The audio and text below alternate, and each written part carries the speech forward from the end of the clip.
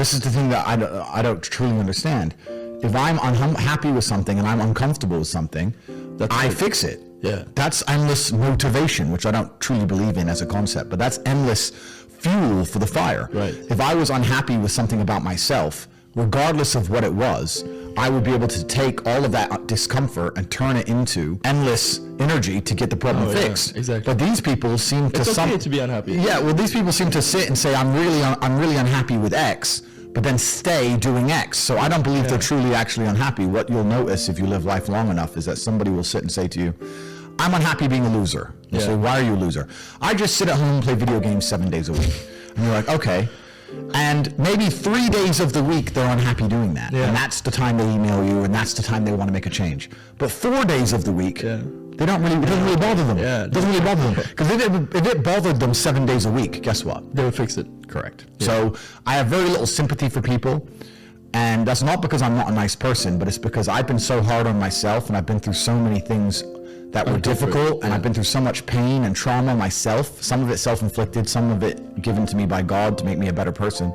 But I've been so difficult on myself, it's very hard for me to look at somebody who's refused to be difficult on themselves and see them as my equal or feel sympathy or pity for them. Why would I feel pity for somebody who took the easy route when I took the hardest possible route? I took the hardest possible way to be the man I am, and you were too big of a and now you want me to feel sorry for you? I don't feel sorry for you. I don't feel sorry for these people.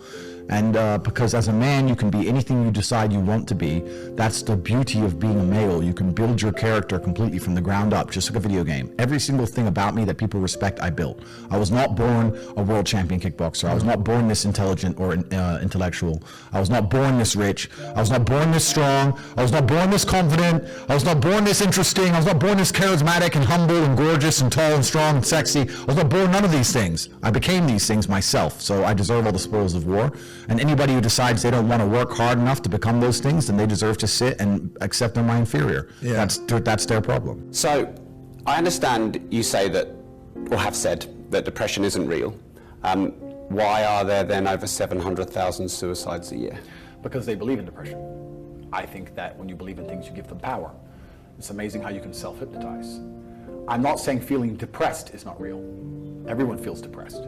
I'm saying the idea of depression as something you cannot control is a dangerous idea and paradigm. The reason so many people are committing suicide is because the Matrix is telling you that if you feel depressed, you cannot fix it. They tell you that depression is a disease that you can catch from the sky no matter how fantastic your life is, and you have no control over it. And I argue that absolutely. The reason the Matrix wants you depressed and sad is because when that happens, you are selfish.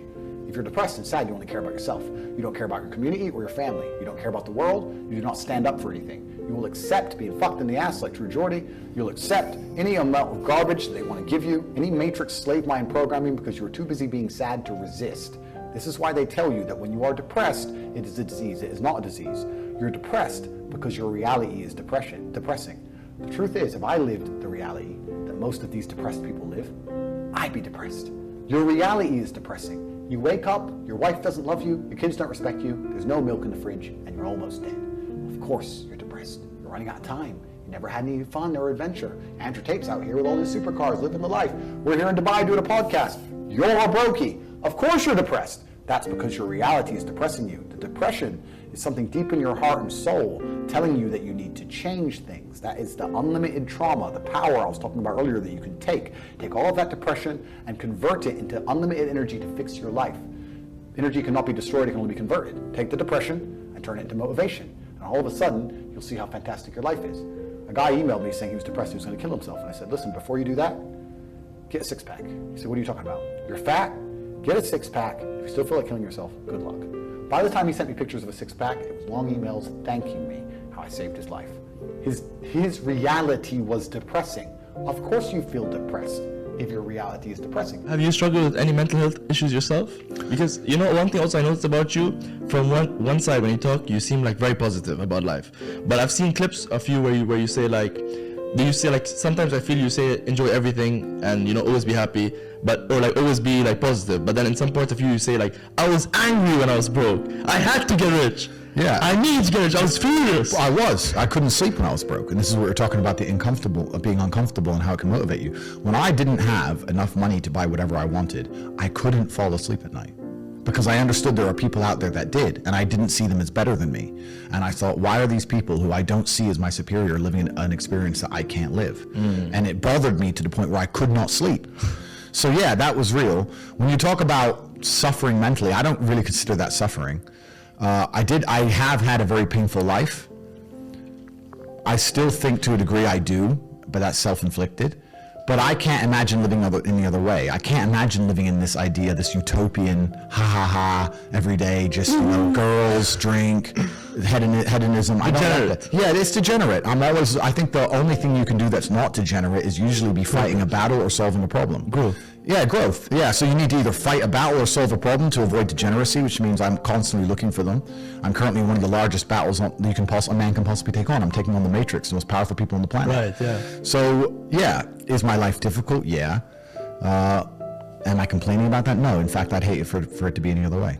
How did you seek out those mentors? You talked about your dad teaching you chess and everything. So how did you find the other people in your life? Because not everyone has a father figure. Yeah, it's true. And I found my kickboxing coach to a degree by accident, but I've always been a person who's been looking for absolute competence in the people around me. It's just mind-bending to me that people are walking through this world without understanding a very simple life hack. If I wake up and I want to learn how to bake cupcakes, my instant reaction is, who can bake cupcakes? Let me go talk to the person who can bake cupcakes. Really, isn't it? It's easy. It can be pretty simple. It's a shortcut, isn't it? It's a shortcut. So I want to make money. Well, who makes a bunch of money and who's telling people how to make money? Well, let me go listen to them. Let me get closer to them. But people just have this arrogance inside of them. They don't want to. And I think a lot of the problem with people, especially in the world today, is they misunderstand the difference between a dream and a plan. And nothing good in your life is ever going to happen by accident. If you see a guy in fantastic shape, you don't say, how'd you get in great shape? And he goes, oops, I just fell. No, he ate a specific way, he trained a specific time, he did specific things for a specific outcome. And it's the same with finances. And most people who are broke, if you say, do you want to be rich? Yeah, I want to be rich. How are you going to get rich? One day, I'll win the lottery. Yeah, dumb shit. You have no plan. You have no plan whatsoever, no actionable steps, you're not doing things daily. You're just hoping some point in the future God's going to just dump it on your doorstep. Guess what? It ain't going to fucking happen. And unless you have a plan, a specific plan, I'm sure you guys had you had a plan and you worked hard to get to your points. I had a plan. Everything was like, okay, today we have to do day after day after day until you get there. And this is what most people don't have because they're too arrogant or too lazy. I don't think it's stupid. I think most people, if you laid out a plan and they tried their very best and they were willing to learn, could do it. I don't think people are too stupid to make money. They're just too lazy or too arrogant to make money. That's the problem with people. A lot of teens or young people or even adults, they're suffering from a lot of mental health issues. Okay. And what's your advice to them? The world is hyper competitive. If you're going to be a man who's going to sit and say, I'm just sad, you are always going to lose in competition to men like me. No. And there has to be losers for there to be winners. I am tired of sympathy. Sympathy doesn't work for anybody. I'm not going to sit here and be sympathetic for people who say they're too sad to try hard and be their best. Guess what?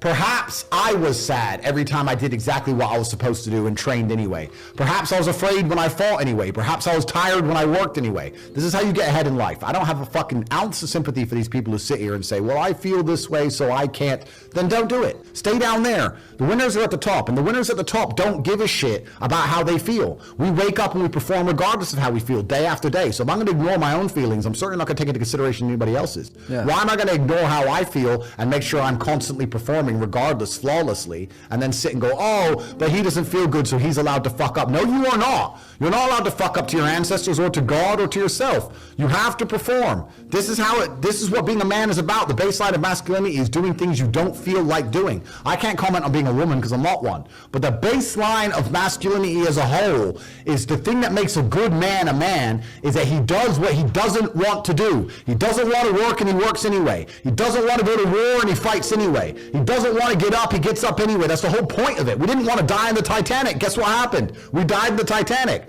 You can't sit there as a man and say you don't feel like it. You're not allowed to not feel like it. You're supposed to do it anyway, regardless. Yeah. So when a man sits there and says, oh, but you don't understand, I'm struggling with motivation. If you are struggling with the motivation to be a winner, then stay a fucking loser. No problem. Stay a loser. Don't care. Because in my circle, there's no losers around me. Your energy is disgusting. I find it revolting. I don't like weakness around me, even near me. Even people coming up saying hello to me. If you're depressed, don't even shake my hand. I do not have time for losers on any regard. Winners only.